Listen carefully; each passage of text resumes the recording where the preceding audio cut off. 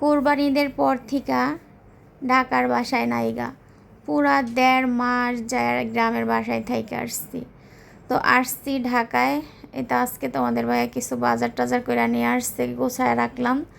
রাইখে এখন বিছনার চাদরটা একটু চেঞ্জ করে এগুলো ভিজাই দিব, কারণ আইসা দেখি বাসায় কি পরিমাণ নোংরা হয়ে রয়েছে। তো একটু পেয়ারা কাইটটা বানায় দিলাম। তারপরে আবার ছেলে গেছিল দোকানে, শান্তিকা নুডলস আর ডিম ওদের জন্য। আর এই তো ডিম সাবান আর আলু নিয়ে আইছে। তো দেশি ডিমগুলো বাজার থেকে আনছে, আর ব্রয়লার ডিমগুলো এখন দোকান থেকে নিয়ে আইছে। আর রান্না করার জন্য এখানে নিয়েছি শিং মাছ আর করলা। তো অন্যদিন করলা আনে, মানে উস্তা করলার তরকারিটা আমার কাছে অনেক বেশি ভালো লাগে। তো রান্না বসাই দিয়ে এনে জলকান্দা আর এই ইয়েগুলা ডালাগুলা ধুয়ে নিছি, আর টেবিলের কাগজগুলা ধুয়া রইদ দিয়া দিছি। আর এই তো কাপড়গুলা ভিজানোর জন্য এখানে রেখা দিছি, এখন ভিজায় নিমু। তো এগুলা ভিজায় আবার এই তো গরুর মাংস ভুনা করব। করলার তরকারি তো পোলা পাইনে খায় না, আমরা খাই। তো ওদের জন্য একটু গরুর মাংস ভুনা করতেছে। আর এই তো দেখো আমি কিন্তু মাসাল্লাহ দেশ গ্রামের থেকে এই মশলাগুলো ভাঙায় নিয়ে আসি, নিজের হাতে ভাঙানো। হলুদ, ধনিয়ার ফাঁকি, মরিচের গুঁড়া এগুলো আমি দেশের থেকে ভাঙায় আনি। তো অনেক দিন হয়েছে ডিব্বাটা কিনছি, ডালাটা ভরি নাই, আজকে ভরলাম। তো কাপড়গুলা ধুইয়া রইদ দিয়ে এসে এখন আবার আমার সেলের রুমের বিছনাগুলো উঠামু।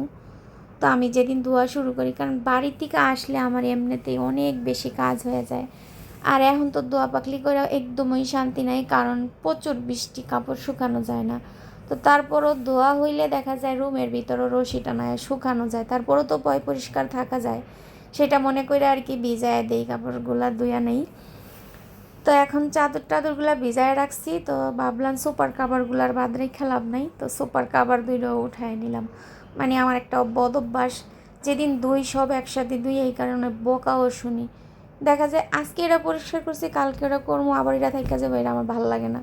ওই যে কালকে যেই চাদরগুলো আমার রুমের ধুইছি এগুলো কিন্তু এখনও ওই তো গড়ে রশি টানায়া চারো পাশে রইদ দিয়ে দিছি, এগুলো এখনও ভালো মতো শুকায় নাই। দুইটা চাদর ধুইছি, যে একটা চাদর গ্রামের থেকে নিয়ে আসছিলাম ওইটাও ধুইছি। তো দোনো রুমে দেখো কি পরিমাণ কাপড়, একটু রোদের আনা উঠলো ই করতে। আর এই ফ্যানগুলা দেখো কি পরিমাণ ময়লা হয়ে রয়েছে, পুরো 1-1.5 মাস বাসায় নাই। তো বাসার কি পরিস্থিতি আর কি। তো এখন সবগুলা রুমের জানালা, তারপরে ফ্যান সুন্দর করে এক এক করে মুইসা নিতেছি। তো আমি এত কাজ করতেছি, তোমাদের ভাইয়ের কাছ থেকে বকাও শুনতেছি। ওনার তো পা অ্যাক্সিডেন্ট করছে, তো এখন তো আর কোথাও যাইতে পারে না। তো প্লাস্টার খুইলা 2-3 দিন থাকছি বাড়িতে, এখন বাসায় আবার ঢাকা বাসায় নিয়ে আসছি। তো এই তো এখন ছেলের রুমটা গোছগাছ করে আমার রুমটা আবার এখন সুন্দর মতো একটু গুছিয়ে নিব। তো গোছানো গাছানি করতে করতেই কিন্তু সারা দিন জায়গা, মানে কাজ একটার পর একটা পিছনে সাইজেই থাকে। অনেক কাজ করতে হয় আমার, দেশে গেলেও কাজ করতে হয়, ঢাকা আসলেও কাজ করতে হয়। নিজের সংসার, কাজ তো নিজেরই করতে হয়। একা সংসার হইলে যা হয় আর কি। তো বালিশগুলো একটু রোদে দিছি, এই কারণে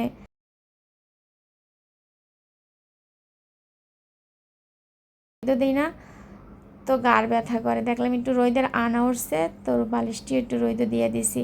ছেলের রুমটাও সুন্দর মতো পরিপাটি করে নিয়েছি দেখো।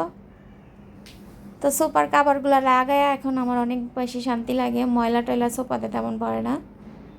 তো মাশাল্লাহ আজকে রোদটা ভালোই উঠছে, এই কারণে কিন্তু আমি কাপড়গুলো ধুইয়া মজা পাইছি, যাতে সবগুলা কাপড় একসাথে শুকায়া যায়। তো দোনোটা রুম সুন্দর মতো গোছগাছ করে কাপড় চোপড়গুলো করে এখন আবার এই তো রুমগুলা ঝাড় দিয়ে মুছে নিব। তো আজকে 3 দিন ধরে আইছি, শুধু ঘরের জিনিসপত্রই পরিষ্কার করতেছি, ধুইতাছি, কিন্তু রুম মোছার সময় পাইতাছি না। তো আজকে রুম মুছতেই হইব, মানে রুমের ময়লা আবার যায় বিছনাদারির ভিতরে উঠবো, এই কারণে রুমগুলো আগে মুছমু। তো দেখো রুম ঝাড় দিয়া এই যে আকাশের অবস্থাটা জানি আবার কেমন হয়ে গেছে, সবগুলা বাইরে রোদ দিয়ে দিছি ছেলের রুমের ধুইয়া।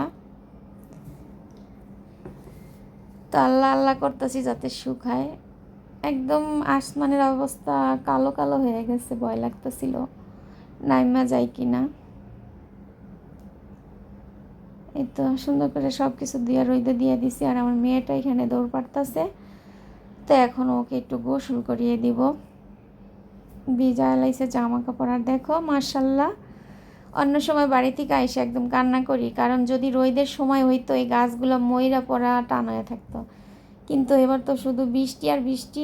অনেক সুন্দর ফুল, তারপরে এই যে টপের ভিতরে কলমি শাক, পুঁই শাক, ডাঁটার শাক, অনেক শাক শুকোয়া রয়েছে। এত ভালো লাগতেছে, এবার আইসা খুশির ঠেলায় বাঁচতেছি না। তো তোমাদের কাছে ভিডিওটা কেমন লাগছে অবশ্যই কমেন্টে জানাবে। ভালো লাগলে ভিডিওটা শেয়ার করে, লাইক কমেন্ট শেয়ার করে আমার পাশে থাকবে। আর আমাকে ভালোবেসে যারা পাশে আছো তাদেরকে অসংখ্য ধন্যবাদ আমার পাশে থাকার জন্য। ভাইয়ারা আপুরা আমাকে এভাবেই সাপোর্ট করো, আমার পাশে থেকো। ভালো থেকো, সুস্থ থেকো। আল্লাহ হাফেজ।